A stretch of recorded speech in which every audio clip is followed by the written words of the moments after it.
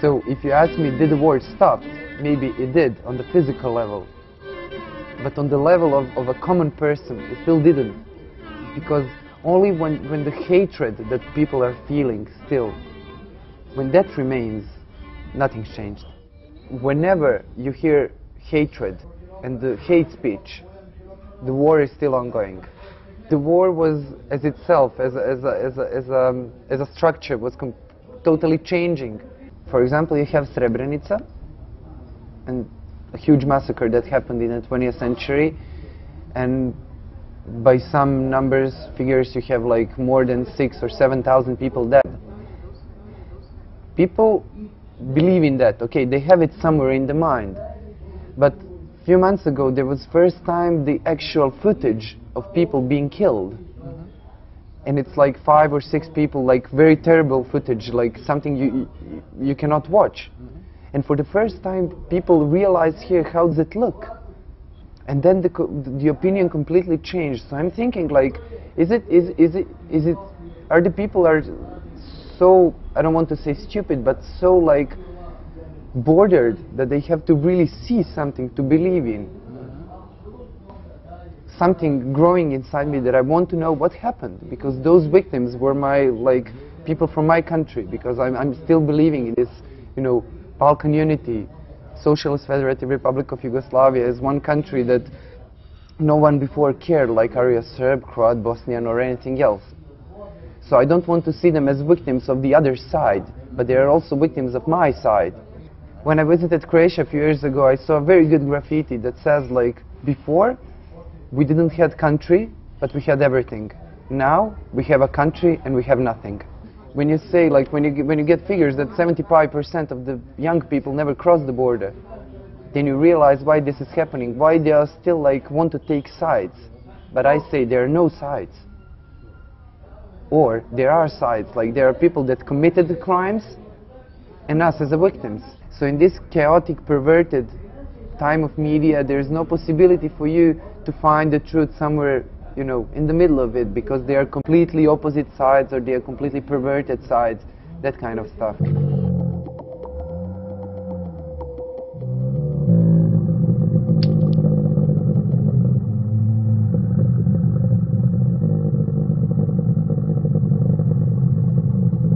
The Balkans is a space of deeply rooted tradition and historical reconstitution, of ever-changing borders, of intermixing cultures and religions. At the same time, the Balkan mentality has been one of the most exploited myths in the popular discourse, and an operative term in many scholarly studies. But what is the Balkans? Can we separate what we know as the essence of the Balkans from how we know it? It seems that this question cannot be answered directly without examining the very conditions of knowledge about the Balkans.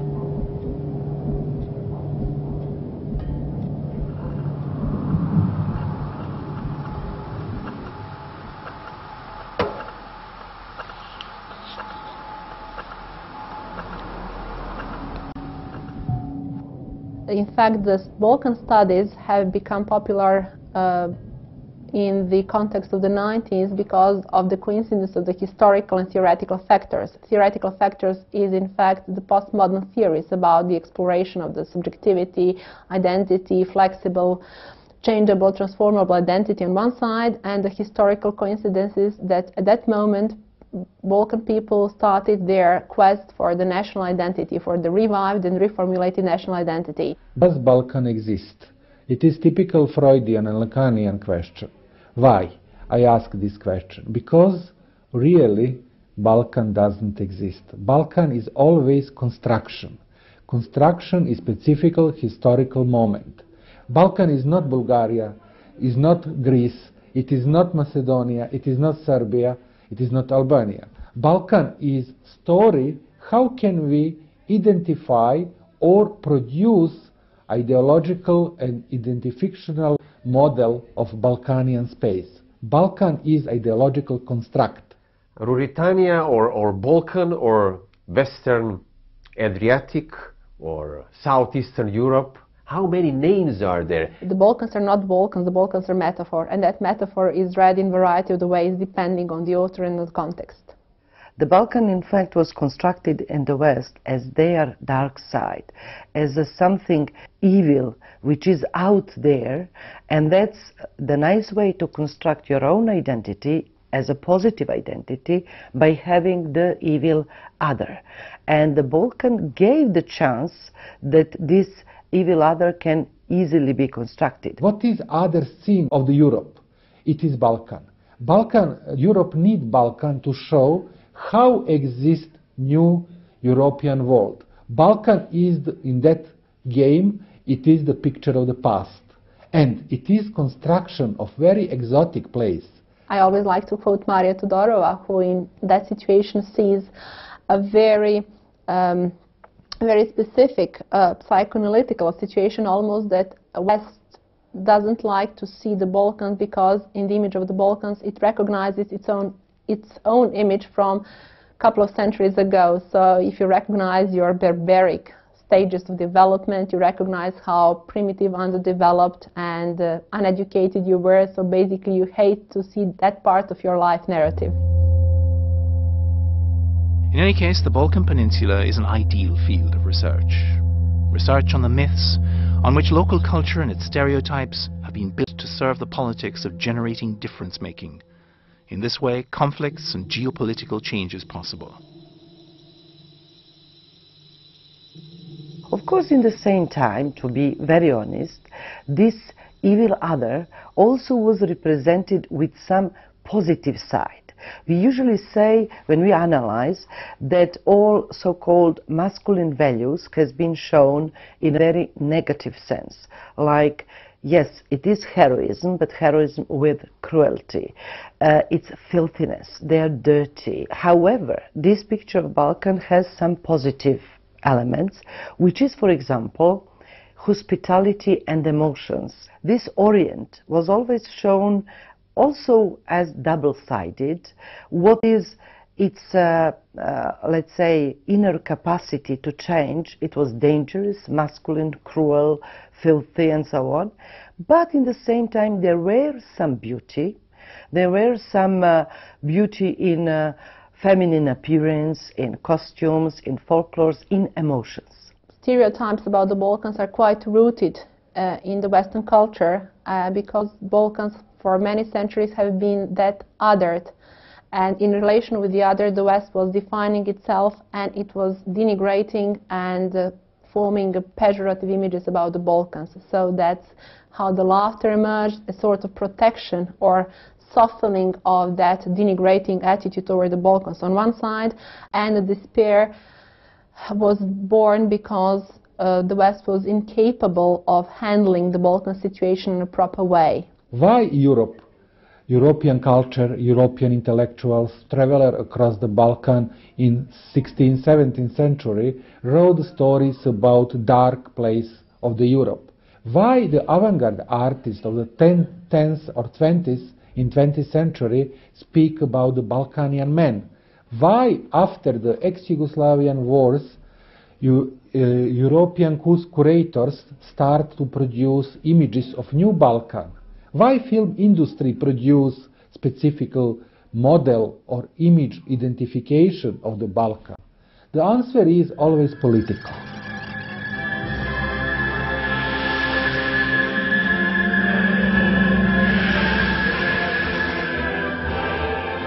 Volcanisation, or Volcanism, is a term that reflects a scheme of fragmentation and exclusion. Volcanisation of a given community is predominantly a slur word.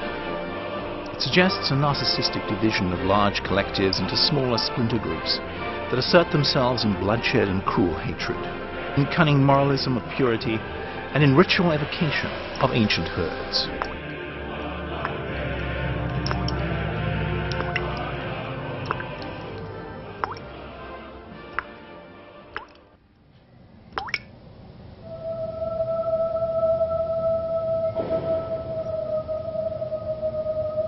It's a dialectics, it's a bad luck. historical bad luck, or maybe because Balkan is somehow the transit of civilization. When you see it, it's kind of connection between three great cultures, I would say: the Asian culture, the European culture, and African culture. And when you have such a very important strategic position, everything can happen, from local interests up to the global interests, and fighting for domination over this very important strategic place. Whenever you want to make clashes lasting long, then you have to make a name. Like, this child was born, it is going to have a name. This war is born, it is going to last. Let's give him a name, because it is going to last.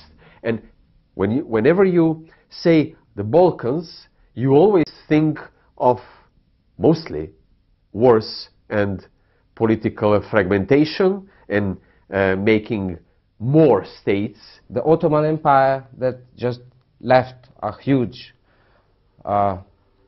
gap in exercising the power, and of course everybody else in terms of nations, cultures, jumping at the opportunity to grab that particular power, which was left alone.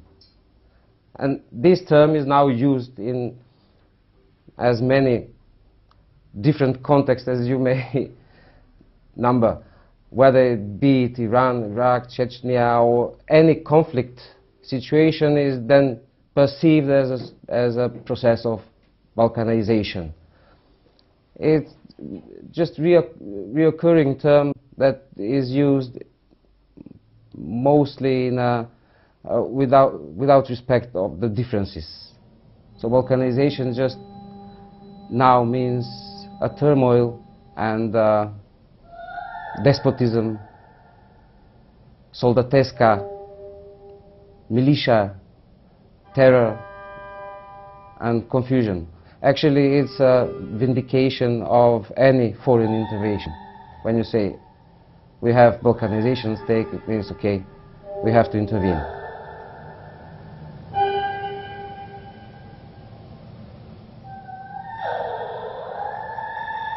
Balkan myth of Balkanization as separation, as cruelty and hatred in between small ethnic groups has been in fact developed throughout the end of 18th and 19th century, because in that time, for the big European power, the balance in between Russia Empire and Turkey Empire was also very important, and the need and necessity of small Balkan nation to liberate and to separate was seen as a threat also for the geopolitical balance.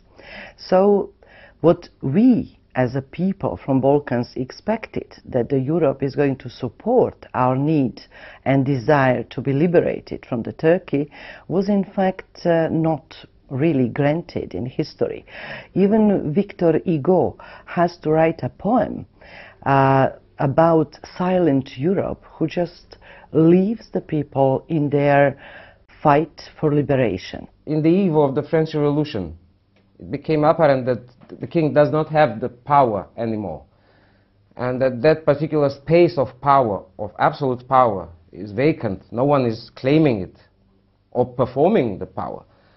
Everybody jumped at the opportunity, meaning that you have perhaps a sort of a mirror picture of, let's say, 90s, when apparently, when the power is not with the party, then it will be with parties or with the politicians, or with the third sector, or with the NGOs, or with the experts that started popping up like mushrooms after the rain.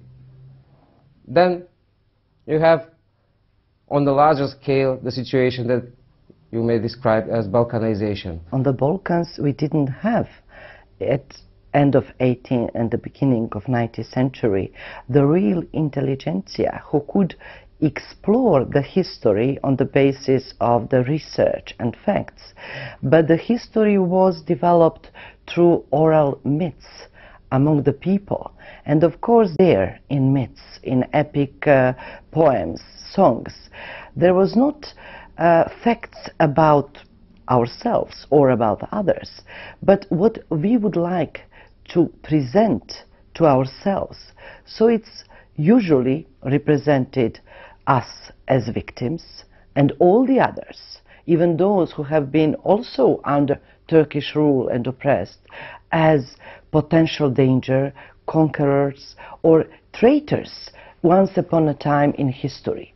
And justification of the loss of our previous empires, empires of Bulgarian, Serbian kingdom, Greek and so on, has been justified by this not reliability on our other neighbors, on incapacity to unite together against foreigners. And because Balkanic states, they have some kind of opposite histories, let's say, because everybody, it's in own eyes, it's a hero, and the other one, it's enemy and bad guy. So it goes on.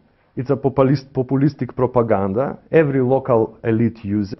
And in the end, when the international factor comes, he just chooses which bonbons to take.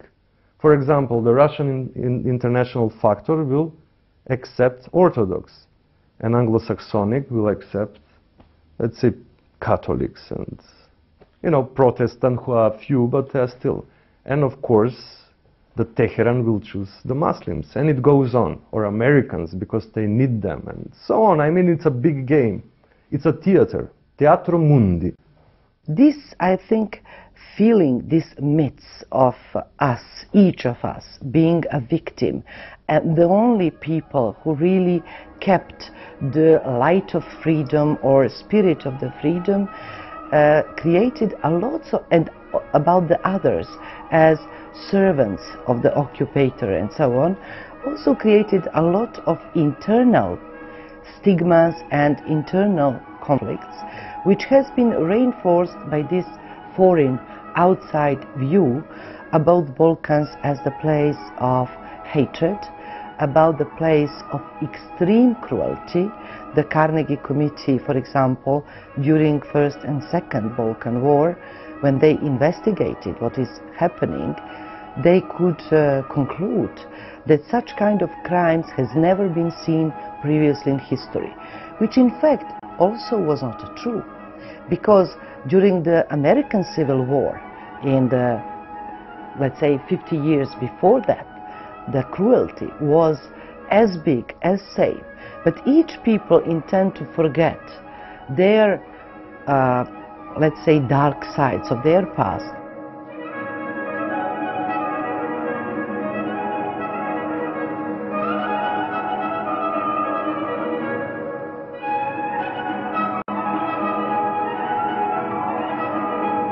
One internet search engine offered nearly 8,000 results for the usage of the term Balkanization. Starting from the Balkanization of the World Wide Web to the US electricity grid and finishing in the Chinese legal system. Everything on a global scale seems to be in danger of becoming Balkanized, with only a tiny proportion of these cases referring to Balkans themselves. It seems that Balkanization describes a particular kind of fragmentation, with fragments mutually hostile and in competition with each other. And it becomes clear then that fragmentation and globalization are not opposites, but dependent on one another.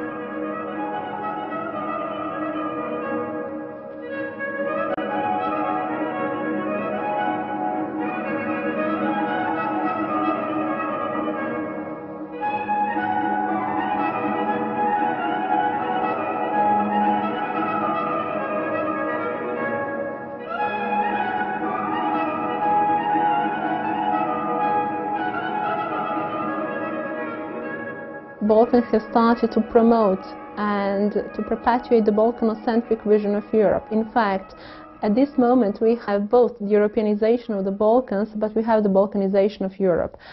Thomas Alcesser has written the article Balkanizing the World Cinema, the European Cinema. People refer to the Balkanization in the book publishing. They refer to the Balkanization as the social processes of division, fragmentation in most of the countries. But most of all, Balkan people have promoted that Balkanocentric perspective, so in fact they are not anymore passively defined by the view of the other. Now they become the masters of the gaze, the masters of the look, and when they look at someone else, then they define their own, then they redefine the identity of that other person. But that position of other and that Balkanocentric thing is something very normal, and that would exist for eternity. In the Balkans, everything is a common thing. What's happening in your neighbor's home or yard, it's your own problem as much. Every dialectical oppositions between global and local, global and fragmentar, wholeness and unwholeness, is the question of the specific social circumstances. The question of globalization in Serbia, in Saudi Arabia, in the United States is not same, and have not same influence and possibilities. So, the question of the relations between these notions is the questions of the political strategy and tactics in specific society. And it's not dialectics between big dangerous globalization and Balkanic schizophrenic fragmentation. It is just one moment of one story. We have many dialectical oppositions in same time, and their functions, their meaning are result of the specific social and cultural circumstances. Globalization and Balkanization, yes, they are in a way dialectically related, by no means opposed by dialectically related processes, because the more you try to globalize or Americanize someone, his or her resistance would grow in a sense of defining and putting your own identity and specificities within some firm boundaries. So in fact you would balkanize yourself, trying to be different from the McDonaldization, globalization, and so on. And that's in fact how the Balkan cinema became so exposed on the international scene, because Balkan cinema tried to articulate the specificities of the Balkans in historical, political, strategical, contemporary historical events. If we come back to the globalization and Balkanization, like some kind of opposite terms, like globalization which is synthetic process, and Balkanization which is schizophrenical process, or process of disintegration. But in fact they go together. Maybe this is two aspects of one dialectical picture. Picture who is synthetical and analytical in the same moment. Like, from one side, we are doomed to be Balkanians, this 150 million people, together with Turkey, of course, and all these Bulgarian, Greece, Serbs, Albanians, and so on, Bosnians.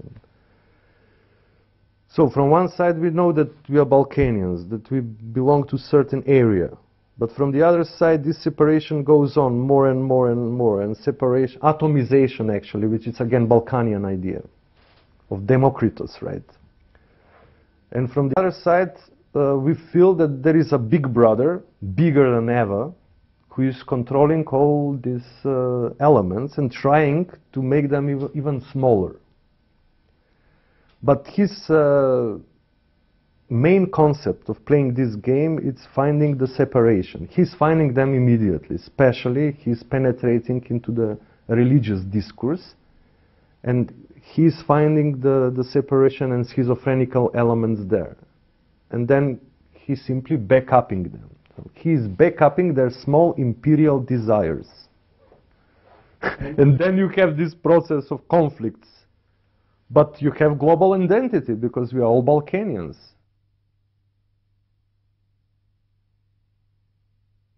Balkans are trying to find the other Balkans in the process of the othering, and if you link that with some general geostrategical and geopolitical moves, so-called neuralgic zones of the world politics and history now have moved from the Balkan further toward the east. So let's put it in film terms. Wild West in Manchevsky's Das moves towards Wild East. Now Wild East has become in a way civilized or pacified at least, and that Wild East moves further away towards behind the Caucasian countries into the Middle East, and from Middle East in Turkey it moves from Istanbul toward Kurdish parts toward the Iraqi border and so on. So the antidote of the Balkanism would be to find another Balkans as their murky, obscure, Mr. Hyde part of the Dr. Jekyll's Europe. How one thing exists in different registers, how one thing shows different faces and different identities. And the question about the relations between globalization and Balkanization is not simple opposition. It is not dialectical opposition in Hegelian sense. Why? Because globalization exists on the few levels. Globalization in sense of the United States, globalization in sense of European Union, globalization of the sense of the China is not similar. It is different concepts of the power and hegemony in this moment. From other side, anti-globalization in this moment is not same in the United States and Serbia. In the United States, you have to be anti-globalist to make critics of Bush government and his concept of the constructing of new empire. From other side, in Serbia, when you start to produce anti-globalistic discourse, in very fashionable and fancy sense, you produce that you are very like to patriotic, traditional and anti-modern, conservative and war-oriented political forces.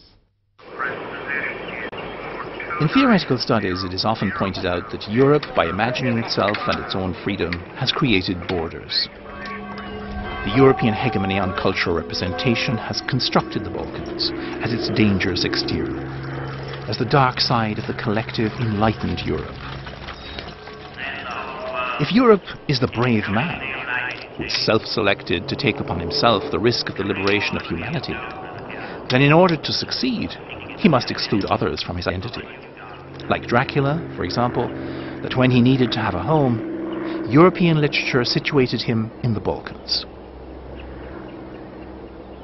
The Balkan history is marked by bloodshed, civil wars, barbarian invasions, underdeveloped rural countries, illiterate population, and in a way by that genetic barbarism that West tends to see as a negative, while I always like to say that the Balkans have a wonderful force and strength to self-defense. In fact, the whole barbarogenic trope and metaphor could be read from the Zenitist perspective when Boško Tokin and Poljanski and Micic, when they say we the Balkans, people from the Balkans, we are barbarogenius. We are barbarians and genius at the same time, and that's something like Rousseau, noble savage, or Balkans could be the lost paradise, return to the archaic golden moments.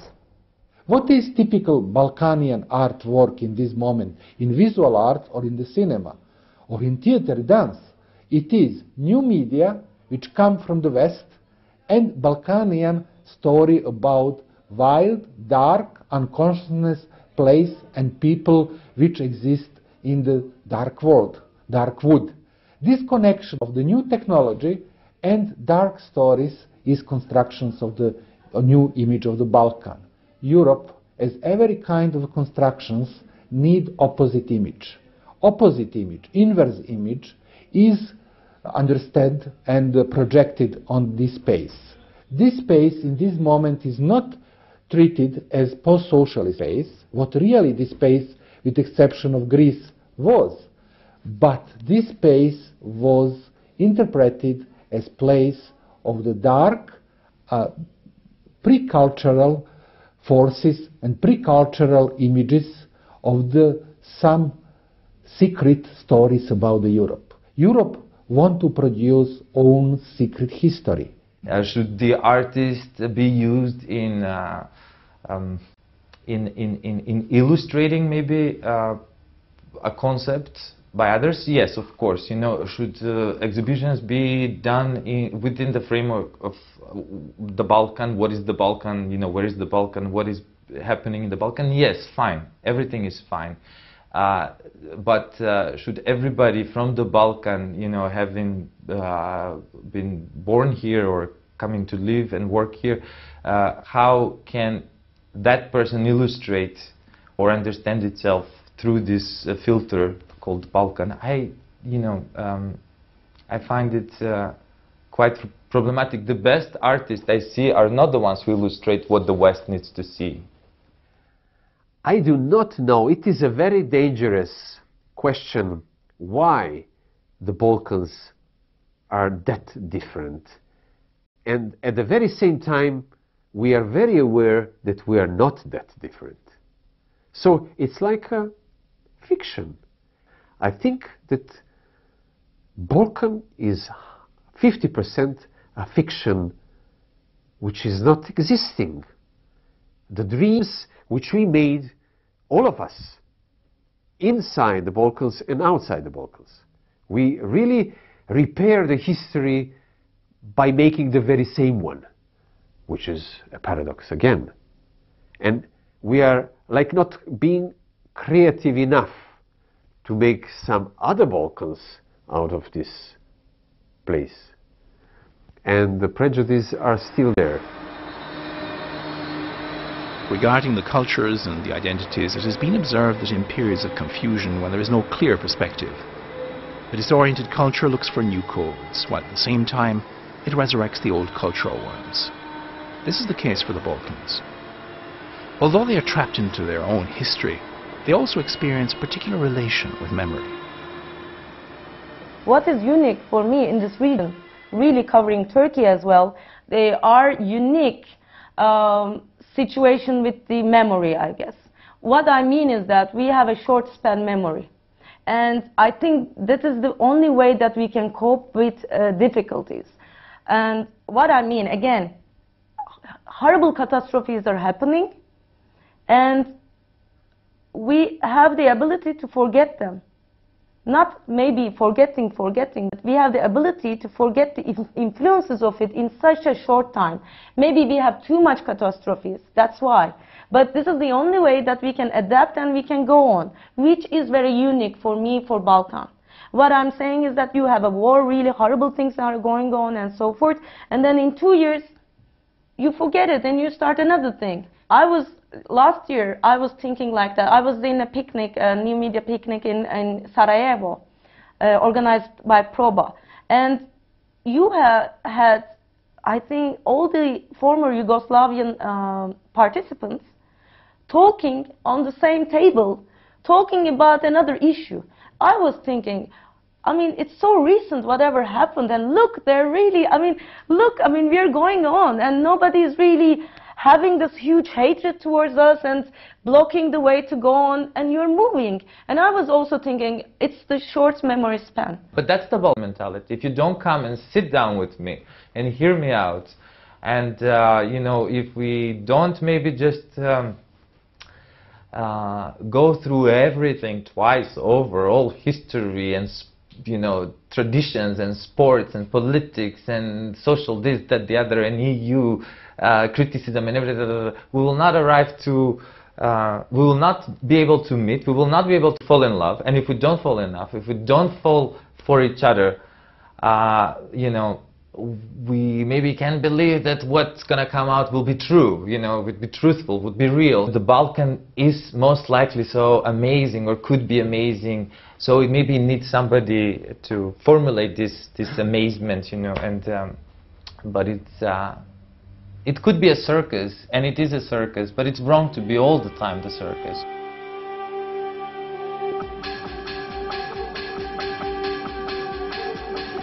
In the early 20th century, Freud pronounced that the Balkans cannot be analysed. Ironically though, the Balkans became one of the most analysed subjects ever. Maybe after all, what Balkan identity is about is not too much fragmentation, as many suggest, but too much connection, too much relationship. And to such a degree that can probably render all explanations meaningless. Too many connections, too many explanations, too many contested boundaries lead to a sense of never being able to get to the bottom of this place, or even perhaps that there is no bottom to get to.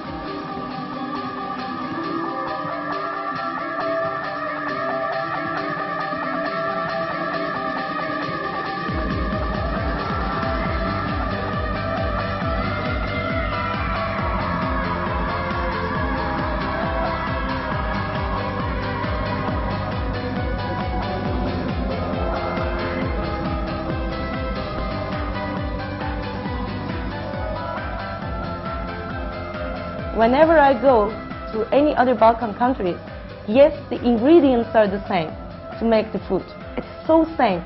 The language, kind of very similar language, very similar culture, very similar cultural food mostly. But at the end of the story, the meal is so different. I always find it very funny that all the folk stories and so forth this region has, we have the different versions in Turkey for this region. So it's really like a game for me, and it's always like a game. So you have various realities, diverse realities, and also you have diverse histories. And then you're trying to make a homogeneous identity out of it. It's impossible. We introduce or perform a role of Balkans. And for the people of the Balkan, it's very important to show that they are not Balkanians, that they perform a role of Balkanians in specific social, cultural, artistic games. For example, Emir Kusturica film Underground, it is not a story about the Balkan. It is the story about the Western wish to find Balkanian countries and Balkanian wildness in own space. It is reason why this space is constructed in some way. It's not question to say, yes, I'm wild Balkanian theoretician who speak bad English, who speak about the dark unconsciousness powers in the people, about the local wars. Yes, it is one of the role, but it is not ontological self of me or you. It is construction in specific European circumstances. And the question of Balkan is always question how Europe produce own image. So it's a kind of paradoxical image where we learned to enjoy both of our sides and somehow to interiorize that both of those sides are extremely nice, that even this cruelty is nice, that this macho behavior is nice, as well as this love, passionate love, emotions, and so on. And I think this stigma, which was thrown on the Balkans, has been in a certain way, and for me it's very dangerous, recuperated by Balkan people, who then continue to work on it, trying to turn this stigma in okay, you judged us as primitive, as Balkanic, violent, but we are going then to enjoy it. I can answer this again with another case by Freud. The child has been beaten, and it is this infamous case in which his patient is under hypnosis, and he is talking about the experience that he has been beaten harshly by the father. At the same time, he is experiencing this, and at the same time, he is being witnessing this. So this is this on-off situation, this matrix that constantly seeing, witnessing and having, witnessing and having. So what I'm telling that is that it's such a situation, it can be really very easily projected to Balkan thing, is that it's always this on and off situation. They're witnessing, experiencing at the same time, and at the same time it's a very schizophrenic situation, yes? And even this memory thing is very schizophrenic situation. But I can say that again and again, this whole thing, this whole schizophrenia is, this whole social schizophrenia maybe, is very, very productive, because it makes you be able to cope with the hardships. It makes you go on. It makes you much more powerful, and at the same time, it makes you a kind of a threat towards any other outer force that can impose such an authority on you.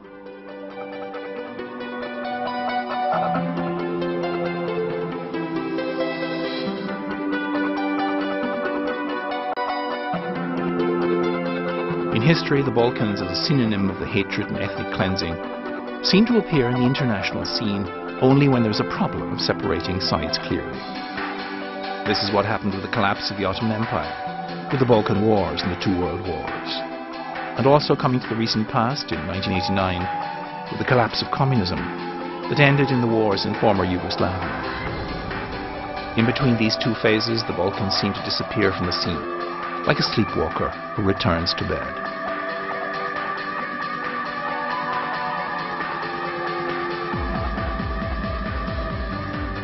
The richness and the value of the Balkans is in their diversity, because they are diverse in their unity or in their tendency to be one part, rather homogeneous entity. And whether their differences are so huge and dividing, I wouldn't say so, because the same diversity you have in the rest of the Europe, in Western Europe, you have in France, you have in UK, you have wherever you go. In fact, the privilege of the Balkan has been a rather harmonious existence of all these differences. We don't know each other. That's a paradox. We used to know each other, and we used to have a kind of, let's say, mutually enriching acculturation processes, not only during Byzantine Empire, not only during the Ottoman times, but even in between the phases. So when Byzantine Empire collapsed and before Ottomans came, we used to have many different links of cooperation and many iconic images, many verbal representations has been shared. The very famous letter from Sarajevo from 1924, written by our Nobel Prize winner Ivanovic, when he says, "Every hour in Sarajevo chimes 4 times. First you hear the bells of the Orthodox Church, then you hear the bells of the Catholic Church, then you hear the voice of Hoxha from the tower of the mosque, and finally you hear the silence of the Jewish synagogue." And that was that resonant and rich Balkan times. We don't have the divides, we have variations of the same thing. As I recall, there was a photograph from the collection of Albert Kahn that was taken just perhaps during the first years of the Hurriyet. Somewhere in these areas, a photograph of 5 men, 6 men, standing in front of a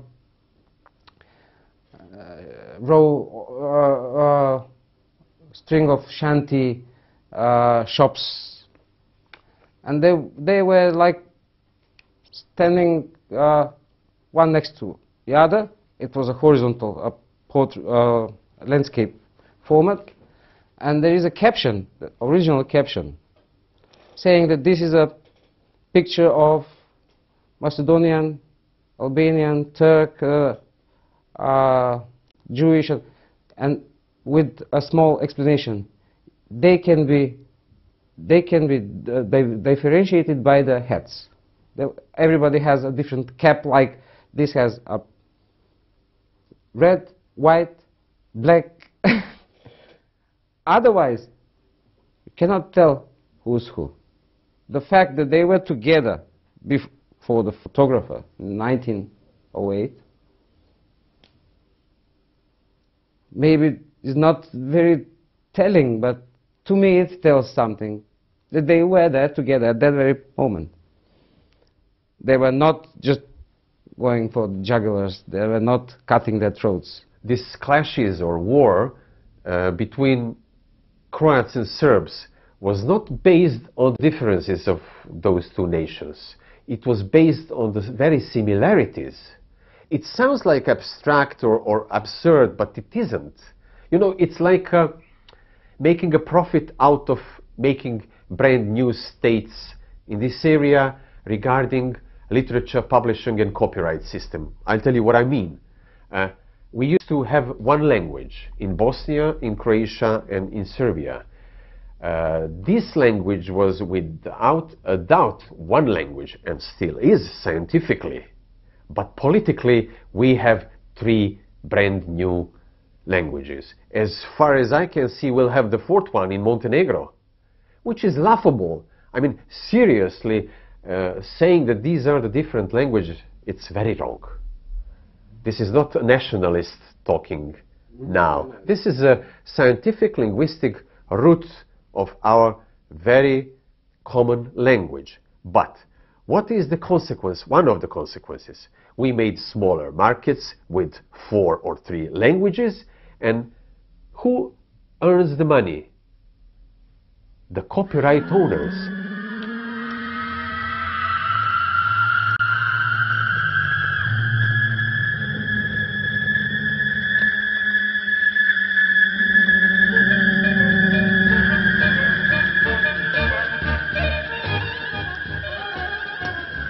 If the Balkans were, historically speaking, the peak of the Ottoman Empire, then they were respectively the essence of the European failure.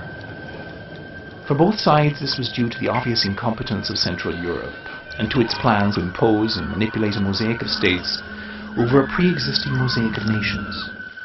The results could have been comic, if at the same time they had not been unfortunately tragic.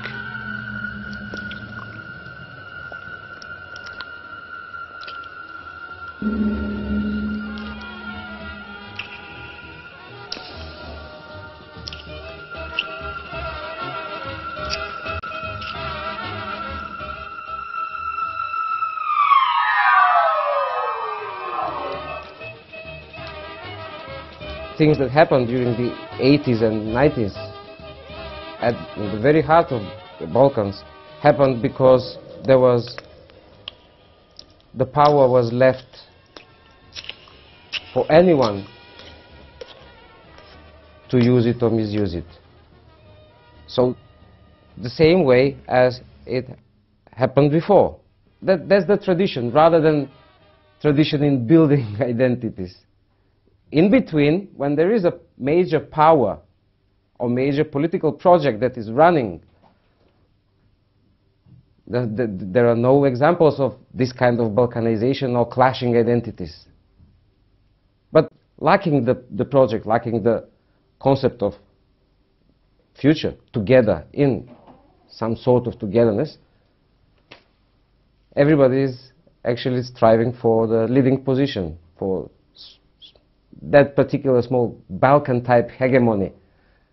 No one is actually strong enough to do that, which was demonstrated again this past decade. There's no way that there will be a master of the Balkans from the Balkans. It appears that the master of the Balkans is somewhere else. I mean, when Balkanic countries come out from the Ottoman Empire, who died somewhere in the middle of 19th century, approximately. But it stays on Balkan up to the beginning of 19th century. You can see that this was so extensive type of system, this was so anachronic type of system that people become like frozen in their own local culture. And when some local mighty guy, like some kind of feudalist, come up, they would show him their understanding and loyalty.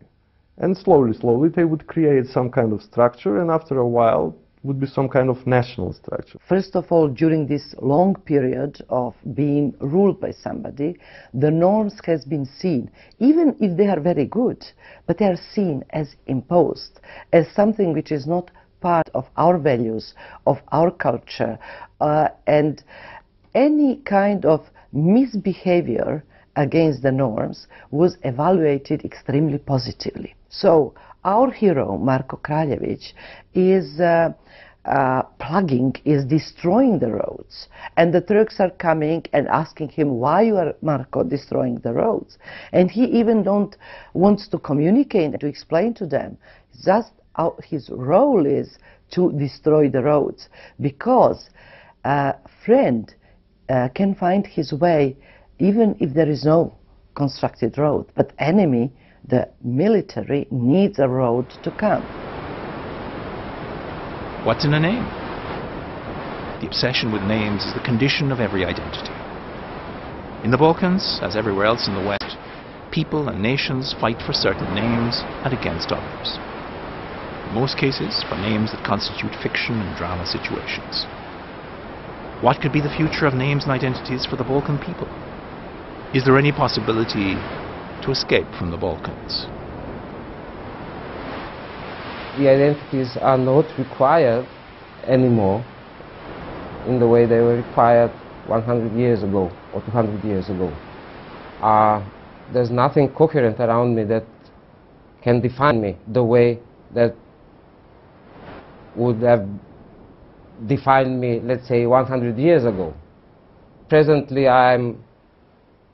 we all are surrounded by other individuals, and that mirror that reflected my identity once is now broken in as many pieces as there are persons around me. And of course, to me, that particular kind of identity is something that is difficult to achieve, or even it's not desirable presently to strive for. It's something perhaps connected with today's, they call it clash of civilizations. Of course, this is also a phrase, just it's empty of any sense, but it appears that we are dealing with a clash of two subjects, one not requiring identity and the other just defending the identity. How to say, yes, this image exists, these images are identificational, political, cultural models of identification, but these images are not mine. They are not mine, they are constructed. I am not a wild person, I am not fragmented, oriented politician or teacher or cultural worker. I am a person who exists and participate in European jobs. And it is conflict situation.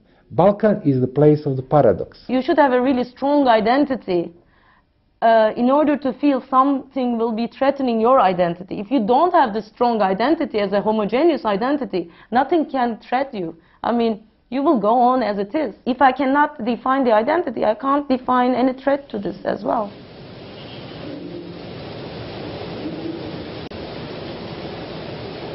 Nowadays, many different aspects and impressions are offered to people regarding the relations of the Balkans with the European Union. For some, it's out of the question. The Balkans now find themselves fully inscribed within the borders of Europe. For others, the European perspective of the Balkans is uncertain and even undesirable. It is obvious for one more time that on the one hand, the Balkans are part of Europe, and on the other, they are not. Public opinion seems to be primarily based for both sides on misunderstandings, great expectations, populist propaganda, and speculations.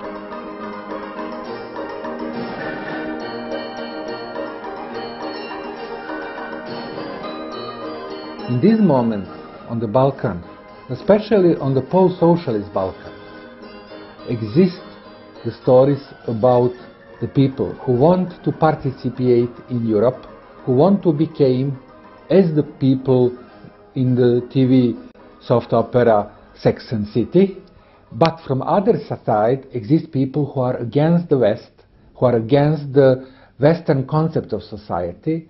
In some sense, in Serbia, Bulgaria, Russia, for example, these people call themselves patriotic forces, and they want to show they are against new European project. Almost every country on Balkans, no matter if it's Catholic, Orthodox or Muslim, they like to be part of it, honestly. So the EU, it's kind of hope, because there is Big Brother, some kind of bit. He's still not the biggest brother, but he's kind of Big Brother, you know, smaller brother of the Big Brother, but still regional Big Brother in Brussels, and this gives hope. But from the other side, Brussels, it's very decadent, and he doesn't like poor people in his company. He is slave of this old aristocratical, let's say, European tradition.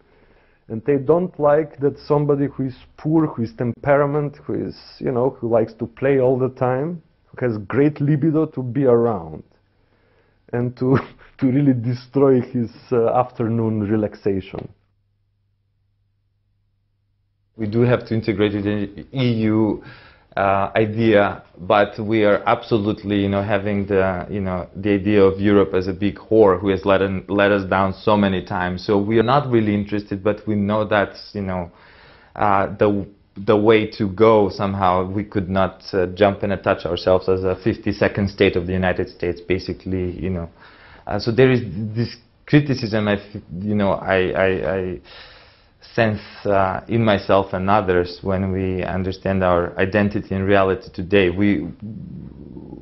Should we be integrated through the idea of the Balkan that somebody else is suggesting, or should we be given some kind of different quality, time to analyze, research, understand? We are really in a bad position. We are like lost lover, or lost lovress, maîtresse, The prince has kicked out his not so beautiful and rich, how to say, girlfriend, let's say. So yeah, crying and weeping, come back, you beautiful prince from Brussels.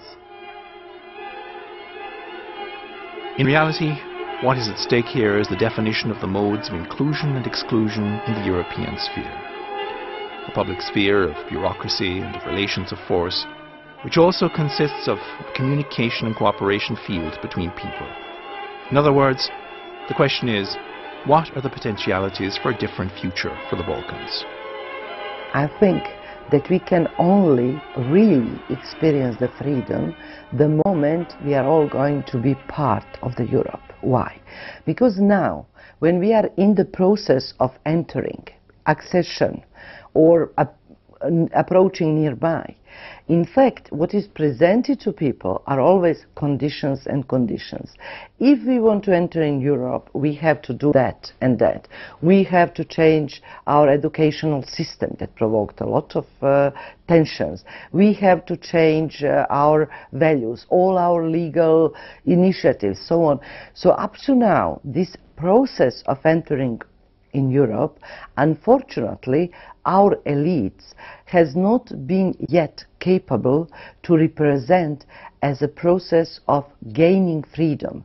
Of contrary, they were representing this process as let's deny our freedom for a moment, and then one day when we are in European Union, we are going to be really, really free. There's no bigger myth than French Revolution. And much of the European Union values is built on that particular myth of the Republican values. That particular myth was reused a century later in Russia. That same myth. So I'm not certain that there is literacy on one side or written contracts that have signatures, seals, stamps that look neat, and on the other side you have just early anthropological stage of investigation, just interviewing locals about their customs. It's not that way. In many respects, we all live that particular myth of the Republican values. The civilizations should have been compared in a horizontal way, not the vertical. So in this way of horizontal way of seeing and comparing civilization, you don't talk on the better ones and the worse ones. They're all just different. The main problem today in the European Union is how to preserve the differences of all nations in Europe and at the very same time build a larger one which is one.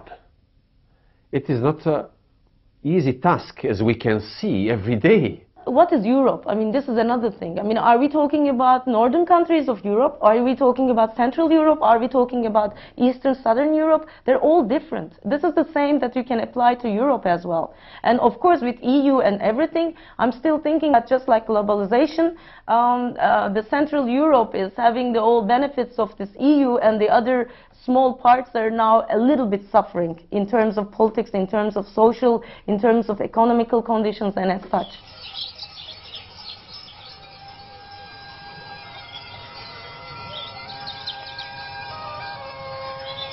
The situation of the Balkans presents an interesting paradox. While Europe experiences to a great extent the emptiness of social movement and social politics, most of the candidate countries face an authoritarian establishment of exclusion regarding their membership in Europe.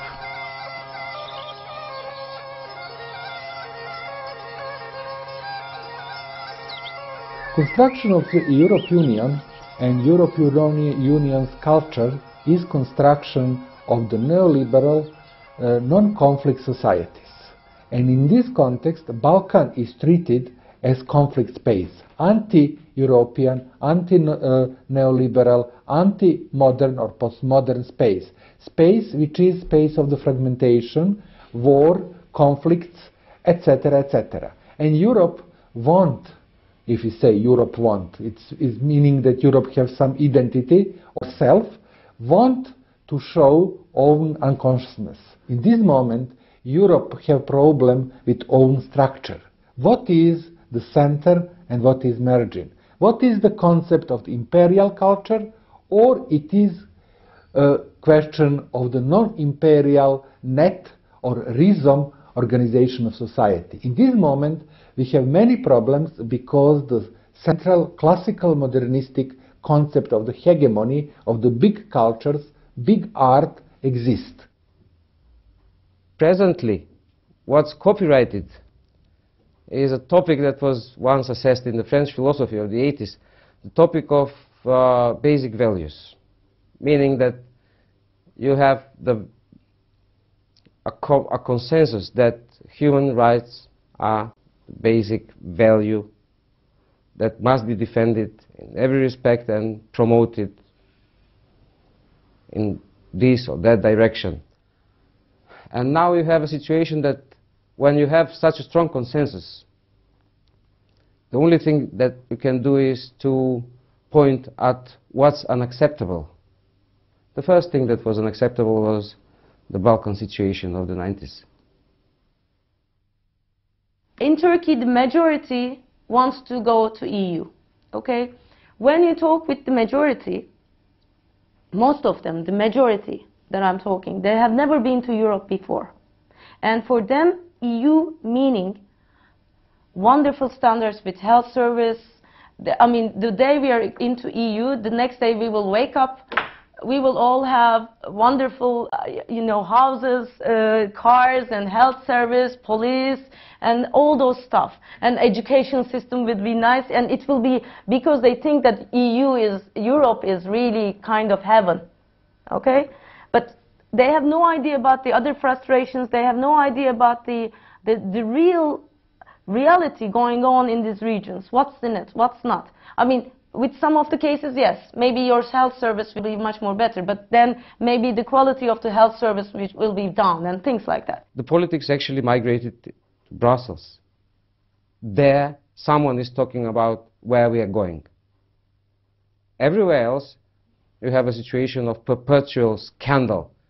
Everybody denouncing what's unacceptable in the public life, not what's desirable. Because we have consensus, desirable, human rights, and it stops there. We're not discussing what's the public interest, what's the field of the public interest. When you're talking to Europeans, their projection or their perception of Turkey is limited with the migrants living there, plus their nice holidays that they did in the Mediterranean and the Aegean Sea at Turkey. Or if you come to Turkey, I'm not only focusing on Istanbul, you're going to meet maybe some millions of other types of Turks. So Europe is getting so afraid of the fact that Turks are coming because of their projection of Turks, and Turks are getting very excited. Oh, we are going to go to the EU, but why don't they like us? They are horrible. They don't like Muslims. And this is this level, at this level, which is a very, very shallow level, but this what makes things really harsh. The reactions to all these misunderstandings on both sides are various. The role of the local intelligentsias in deconstructing the stereotypes is crucial and much criticized. Despite the will to be or not to be part of the European Union, For many, the question remains the same. When will we finally stop being Balkanians? The question remains unanswered. In recent years, the name Balkans was replaced by Southeastern Europe. Does this name emphasize the possibility of modernization in the region, freeing the concept of romantic stereotypes? Or does it do just the opposite? Is it just a new name for old problems?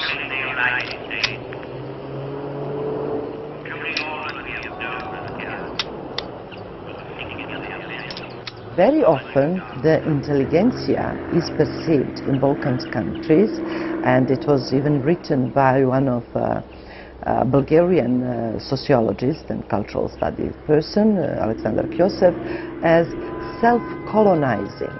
So it's unnational intelligentsia because that intelligentsia, our intelligentsia, wants to bring us some rules, and they are going to limit our freedom of choices because they impose new European laws. And when we ask, for example, somebody, okay, in what sense European values are opposed to Serbian or Bulgarian national values, usually they don't know to respond. I could only say that the curiosity in this case should not kill the cat, but if it does, you know, somehow do some damage to, or makes the cat confused, that's fine, you know, and these people are curious. Maybe we'll be so poor once we are EU, but that's what's going to happen, for example, to Bulgaria. And it's so sad in a way that people are finally realizing the reality that you will be EU, you could travel, but you don't have the money to travel. I think that if EU say, let's everybody right now become part of European Union, I think all this problem will disappear immediately. Losing of exclusivity of Balkan is important. It is good for everyday life. Everybody will have cars, good social security, safe jobs, good credits, etc., etc. But other stories say that new circumstances in society produce new troubles.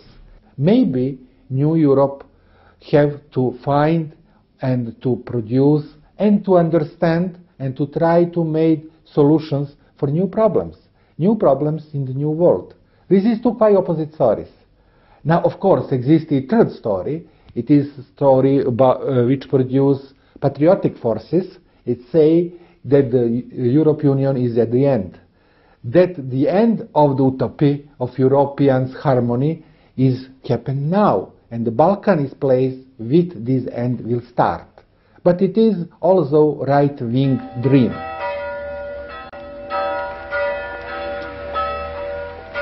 The Balkan nation-states have strived for a long time to imitate Western European social structures and patterns. Political elites usually assert that everything in the East is the same as in the West, just slightly different. The efforts of the various governmental elites to meet Western criteria for democracy and economic reformations often create public resentment or lead to political hypocrisy. And the glaring gap between several elites and the public is present in almost every Balkan state. The situation in our parliaments, in majority of them, is ridiculous because deputies are really not representing the people. They are not elected directly. We are electing the parties with their lists. And then the parties are nominating the deputies and so on. So you feel that you are not free to influence. And then the deputies, they are not free even to vote. They have to vote how their party define. And then now we are saying why we are paying 250 or 300 deputies. We can pay only 10 deputies because they can represent 10 parties with a number of votes according to the number of the percentage on the elections. Well, I think that this is the job we have to do in front. Our elites have to do in the front. To not be so hypocritical, to talk to the people one thing and among themselves being friends. We're only now maybe trying to integrate and open up to other, you know, to other systems, to be integrated in other systems. We have been too much maybe into our own reality, with our own tradition, understanding and circling around certain, you know, historicity and understanding ourselves only from those patterns, and falling into the trap of, you know, history and tradition as something, you know, as something told, as something understood, and how do you provoke yourself to learn more, and how to actually what to pick and choose from what is being offered around you to build on this identity that you already have and to make it richer and fuller. What I see in this fragmentation is that if you do it from time to time and reconstruct the geography, which means the politics, then you force all those involved nations to ask themselves the very same questions again and again. And it's always a question of identity. I can see that all the people from the Balkans are always asking themselves who they are. I mean, you have to solve that problem. You had to do it centuries ago, but you always do the very same thing. I am paranoid because I think that somebody is doing that on purpose. Because when you are always asking yourselves the very same questions, building up the institutions again, saying that we do not have literature, we'll build up the brand new one. Jesus Christ. Simply put out the borders and people will find their way. And what the state have to do? All these elites have to be creative. They are not creative. They have to be creative and start building cultural institutions. They have to start putting money into the culture. So instead to buying, I don't know, planes from America or from Russia or from China, whatever, we can invest this money in building museums. When I was 17, I envisioned something else for myself, so I left. I left and I went as far as I could go. I went to the United States. I educated myself. I became what I became. I live here now. I work here, which is limited, you know, and limited in the sense that it doesn't provide me with all the sort of, doesn't facilitate for me. I have to facilitate for myself here.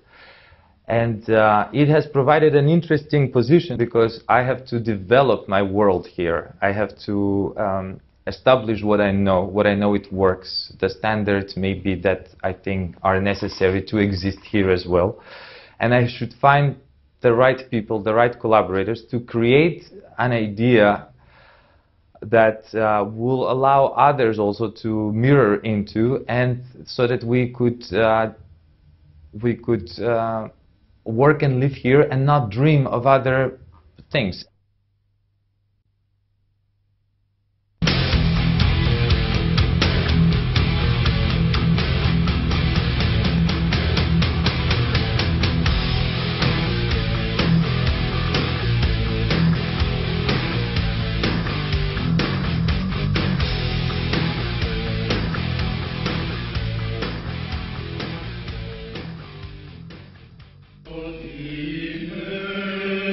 A positive stereotype for the Balkans describes them as a bridge between the East and the West, a bridge that becomes a crossroads, and an impasse, depending on the power games exercised in the area. As several thinkers point out, if the Balkans wants to resist a future that leads to decomposition into functional fragments as NATO army bases, as digital maps, or as the mall of the Balkans, then the Balkan people should probably blow up that bridge and reassemble the fragments into a vital parliament for the hybrid Balkan cultures.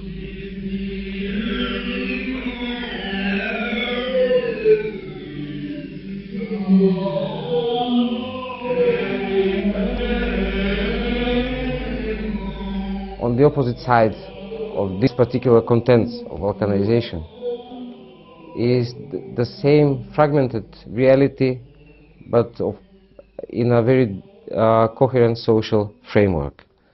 I'm looking forward to this vague, this wave of decentralization that is sweeping around not only here, almost everywhere, and is trying to emulate the American recipe of what's really important and where the politics is, meaning that the politics is with the mayor that you elect, the local judge, and the local sheriff, that these three positions are deciding the way you are actually living. I'm just worried that maybe this all has expiration date, and that, you know, the Balkan is Balkan for a while, and then it's something else, you know, and how that logic will, you know, will interest the same people interested in it now. I mean, I don't know. I'm skeptical, and most of the time, you know, no one is inclined to create new ideas where we should go now, where is the future, but I think it should be wise to stay away from this situation of living in a permanent present. Now, they say that the Hebrew in which the Old Testament was written contained no other tenses than present. There were ways to suggest something that happened or that will happen, but imagine the tension of living with a language without future tense and without past tense. And it's not a problem of grammatics, of grammar. It's a problem of having a politics that is creating that social glue. People, now I think that people in Balkan are true postmodernistic people, and they are post-war people, because we already had it. And now we are ready really to make love and no war. Like, who says this? Janis Joplin, John Lennon, no, Bob Dylan, whatever. No, Timothy Leary, Jim Morrison, yeah. Jim Morrison is great also.